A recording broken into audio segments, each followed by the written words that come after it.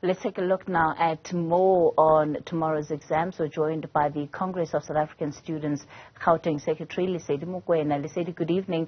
Thanks for your time. When we look at just what the impact of load shedding could be on exams, what are you anticipating? The good thing, of course, is that unless it's a technology or a computer science exam, most of them take place during the day when there's ample sunlight. Okay, thank you very much. First of all, I am Lesedi Mokoena. I am the COSAS Gauteng Provincial Chairperson, the First Lady in the province. Also, I'm a grade 11 learner at Bitumela Secondary School. I'm talking about load shedding that is affecting our students and also our learners. Load shedding has a very bad influence in us studying and preparing for our final exams, since we will be starting our final exams.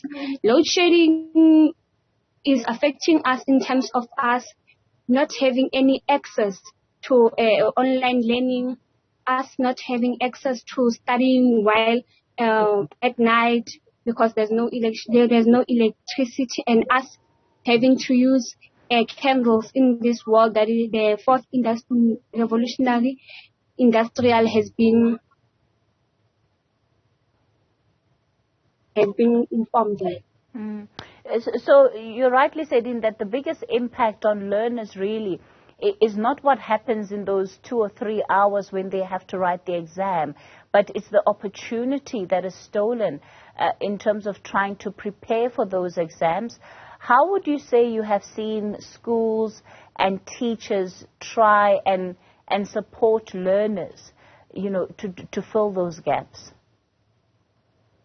I've seen learners and teachers working hand in hand, trying and support each other, and saying that teachers are helping, because teachers are also helping because they sometimes bring their Wi-Fi routers, things that could help the matriculants, because it is easy for us to study while we are at school, because at school we have generators and stuff.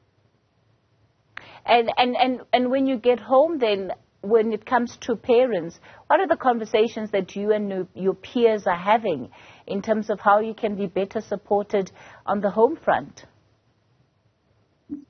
Oh, my peers and I are having discussions on load shedding, because of course we are learners and we live in rural areas, in urban areas, different areas. Mm-hmm. And my peers are talking on how the load shedding is affecting them.